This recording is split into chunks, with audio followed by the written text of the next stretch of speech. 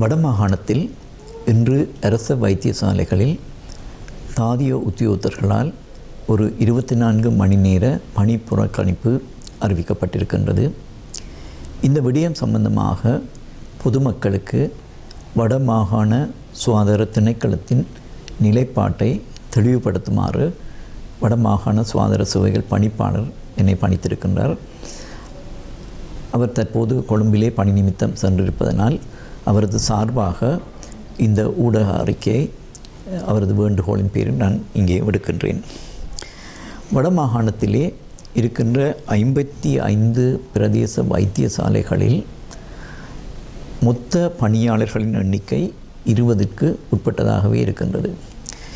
வடமாகாணத்தில் இருக்கின்ற ஆரம்ப மருத்துவ சுகாதார பிரிவுகள், அதாவது பிரைமரி மெடிக்கல் கேர் யூனிட் என்று சொல்லப்படுகின்ற பிரிவுகளிலே மொத்த பணியாளர்களின் எண்ணிக்கை 10க்கும் குறைவாகவே இருக்கின்றது. ஆனால் எங்களுடைய வைத்தியசாலை மேற்பார்வை பரிசோதனைகளின் போது இந்த பெரும்பாலான இந்த வைத்தியசாலைகளிலே 4, 5 அல்லது 6 வரவு பதிவேடுகள், பணியாளர்களுக்கான வரவு பதிவேடுகள் பேணப்படுவதை அவதானிக்கக்கூடியதாக இருந்தது. குறிப்பாக தாதிய உத்தியோகத்தர்களுக்கு தனியாக ஒரு வரவு பதிவேடு, குடும்ப நல உத்தியோகத்தர்களுக்கு தனியாக, மருந்து கலவையாளர்களுக்கு தனியாக, முகாமைத்துவ உத்தியோகத்தர்கள் அல்லது அபிவிருத்தி உத்தியோகத்தர்களுக்கு தனியாக, சாரதிகளுக்கு வேறு, சிற்றூழியர்களுக்கு வேறு என பல வைத்தியசாலைகளிலும் 4, 5, 6 வரவு பதிவேடுகள் பேணப்படுவதை அவதானிக்கக்கூடியதாக இருந்தது. இதனால் பல வைத்தியசாலைகளிலே அந்த ஊழியர்களின் வரவை உரிய நேரத்திலே அவர்கள் வருவதை ஒழுங்கமைப்பதிலே அல்லது கட்டுப்படுத்துவதிலே பல சிரமங்களை எதிர்நோக்கக்கூடியதாக இருந்தது. இதனால் நாங்கள் அவதானித்தது, பல வைத்தியசாலைகளில் ஊழியர்கள் தாமதமாக வந்து முன்னைய ஒரு நேரத்தை பதிவிடுவதையும் வரவிடுவதையும் நாங்கள் அவதானிக்கக்கூடியதாக இருந்தது. பல பணியாளர்கள் கடமை நேரத்தில் அங்கே வைத்தியசாலைகளிலே இல்லாமையும் வைத்தியசாலை பரிசோதனைகளிலே மேற்பார்வைகள் நேரத்திலே இனங்காணக்கூடியதாக இருந்தது. இந்த விடயத்தை கணக்காய்வு திணைக்கள அதிகாரிகளும் எமக்கு அவர்களது களப்பரிசோதனைகளின் போதும் அவர்கள் அவதானித்து இதனை சீர் செய்யுமாறு எமக்கு அறிக்கையிட்டிருக்கின்றார்கள். இந்த விடயம் சம்பந்தமாக அவர்களும் எங்களுடைய கணக்காய்வு கூட்டங்களின் மேற்பார்வை கூட்டங்களின் போதும் இதை பல முறை எங்களுக்கு சுட்டி காட்டியிருக்கின்றார்கள், இதனை சீர் செய்யுமாறு. இந்த அடிப்படையிலே இதனை சீர் செய்கின்ற ஒரு நோக்கோடு, அதாவது இந்த வரவு பதிவேடு முறைமையை சீர் செய்கின்ற ஒரு நோக்கோடு வடமாகாண சுகாதார சேவைகள் பணிப்பாளர் அண்மையிலே ஒரு சுற்றறிக்கை ஒன்றை வடமாகாண வைத்தியசாலைகளுக்கு அனுப்பியிருந்தார். 50க்கு குறைவான மொத்த பணியாளர்கள் உள்ள வைத்தியசாலைகளிலே ஒரே ஒரு வரவு பதிவேடை பேணுமாறு அவர் அதிலே அந்த சுற்றறிக்கையிலே அறிவுறுத்தியிருந்தார். இதுக்கு மேலதிகமாக உதாரணமாக தாதிய உத்தியோகத்தர்கள், குடும்ப நல உத்தியோகத்தர்கள் அவர்கள் இந்த ஷிஃப்ட் டியூட்டி செய்வார்கள். அப்படியான அவர்கள் அந்த கடமை சுற்று ஷிஃப்ட் டியூட்டி செய்கின்றனர் என்றால் அதுக்கு இந்த வரவு பதிவேடுக்கு மேலதிகமாக அவர்கள் பதிவேடுகளை பேண முடியும் என்று அந்த சுற்றறிக்கையிலே அறிவுறுத்தி இருந்தார்.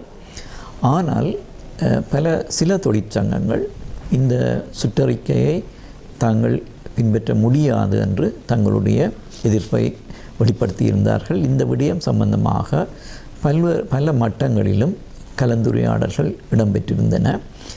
அதிலே அவர்கள் இந்த சுற்றறிக்கையை ஏற்க மறுத்ததற்கான சில காரணங்களை வெளியிட்டிருந்தார்கள். முதலாவதாக அவர்கள் குறிப்பிட்டது, தங்கள் அனைத்து பல்வேறு தரங்களைச் சேர்ந்த பணியாளர்கள் ஒரே வரவு பதிவேடிலே தங்களுடைய வரவை பதிவிடுவதன் மூலம் தங்களுடைய கௌரவம் பாதிக்கப்படுவதாக அதிலே குறிப்பிட்டிருந்தார்கள். ஆனால் எங்களுடைய மாகாண சுகாதார சேவைகள் பணிமனையிலும் பிராந்திய சுகாதார சேவைகள் பணிமனையிலும் ஒரே ஒரு வரவு பதிவேடு தான் பேணப்படுகின்றது. எங்களுடைய இந்த பணிமனைகளிலே கணக்காளர்கள், நிர்வாக உத்தியோகத்தர்கள் போன்ற பதவி நிலை உத்தியோகத்தர்கள் முதல் சிற்றூழியர்கள் வரை அனைவருமே ஒரே ஒரு வரவு பதிவேடிலே தான் தங்களுடைய வரவை பதிவு செய்கின்றார்கள். இதன் மூலம் எந்த ஒரு கௌரவம் பாதிக்கப்படுகின்றது என்ற அந்த வாதத்தை ஏற்றுக்கொள்ள முடியாமல் இருக்கின்றது. இரண்டாவது, அவர்கள் குறிப்பிட்ட இன்னொரு காரணம், வெவ்வேறு பணியாளர்கள் அவர்களுடைய கடமை நேரங்கள் வேறுபட்டதாக இருக்கின்றது. அதனால் ஒரே வரவு பதிவேட்டிலே பதிவு செய்ய முடியாதென்று. உதாரணத்துக்கு சிற்றூழியர்கள் ஒரு வைத்தியசாலையிலே காலையிலே 6:30 அவர்கள் கடமைக்கு சமூகம் தர வேண்டும். தாதிய உத்தியோகத்தர்கள் காலையிலே 7 மணிக்கு சமூகம் தர வேண்டும். மருந்து கலவையாளர்கள், அபிவிருத்தி உத்தியோகத்தர்கள், முகாமைத்துவ உதவியாளர்கள் காலை 8 மணிக்கு சமூகம் தர வேண்டும். எனவே வெவ்வேறு நேரங்களிலே தங்களுடைய கடமை ஆரம்பிக்கின்றது. அதனால் ஒரு வரவு பதிவேடிலே பதிவு செய்ய முடியாது என்று குறிப்பிட்டார்கள். அந்த காரணமும் ஏற்றுக்கொள்ள முடியாது என்றால், எங்களுடைய பணிமனைகளிலும், மாகாண பணிமனையிலும் பிராந்திய பணிமனையிலும் இதே போன்று வெவ்வேறு நேரங்களிலே கடமை நேரம் ஆரம்பிக்கின்ற பல பணியாளர்கள் இங்கே பணியாற்றி கொண்டிருக்கின்றார்கள். அவர்கள் அந்த நேரமாக இருந்தாலும், வெவ்வேறு நேரமாக அவர்களுடைய கடமை ஆரம்பிப்பது இருந்தாலும், ஒரே வரவு பதிவேட்டிலே அதை பதிவு செய்வதிலே எந்தொரு தடங்களோ சிக்கலோ இல்லை.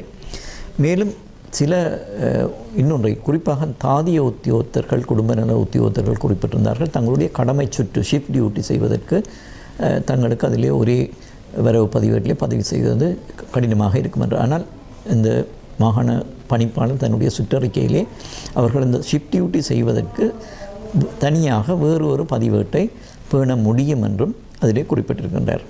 எனவே இந்த ஒரே ஒரு பதிவேட்டை பேணுமாறு இந்த சுற்றறிக்கை விடுக்கப்பட்டதன் நோக்கம் எந்த ஒரு பணியாளர்களையும் கஷ்டப்படுத்துவதோ அல்லது அவர்களை நெருக்கடிக்கு உள்ளாக்குவதன் நோக்கம் அல்ல. ஒரே ஒரு நோக்கம், எங்களுடைய பணியாளர்கள் உரிய நேரத்திலே அவர்கள் கடமைக்கு சமூகம் தர வேண்டும். அவர்களுடைய கடமை நேரம், அந்த டியூட்டி ஹவர்ஸ் வரை அவர்கள் அந்த வைத்தியசாலைகளிலே கடமையிலே இருக்க வேண்டும். அவர்களுடைய அந்த முடிகின்ற நேரம், கடமை முடியும் நேரம் வரைக்கும் அவர்கள் அங்கே தங்களுடைய கடமைகளை செய்ய வேண்டும். அந்த எங்களுடைய வைத்தியசாலைகள் காலையிலே 8 மணி தொடங்கி 4 மணி வரை தங்களுடைய சேவைகளை பொதுமக்களுக்கு வழங்க வேண்டும். அந்த சேவை பொதுமக்களுக்கு சரியான நேரத்திலே, உரிய நேரத்திலே கிடைக்க வேண்டும். அப்போ இந்த ஒரே ஒரு நோக்கத்திற்காகத்தான் உண்மையிலே இந்த சுற்றறிக்கை எங்களுடைய மாகாண பணிப்பாளர்களே விடுக்கப்பட்டிருந்தது. அதன் ஒரே ஒரு நோக்கம், இதன் மூலம் எங்களுடைய வைத்தியசாலைகளின் சேவைகளை ஒரு மேம்படுத்த வேண்டும், சீராக்க வேண்டும் என்ற ஒரு நோக்கத்தோடு மட்டும்தான் இந்த சுற்றறிக்கை விடப்பட்டிருக்கின்றது. எந்த ஒரு பணியாளர்களையும் நெருக்கடிக்கு உள்ளாக்குவதோ அல்லது ஒரு கஷ்டமான சூழ்நிலைக்கு உள்ளாக்குவதோ இல்லை என்பதை நாங்கள் பொதுமக்களுக்கு தெளிவுபடுத்த விரும்புகின்றோம்.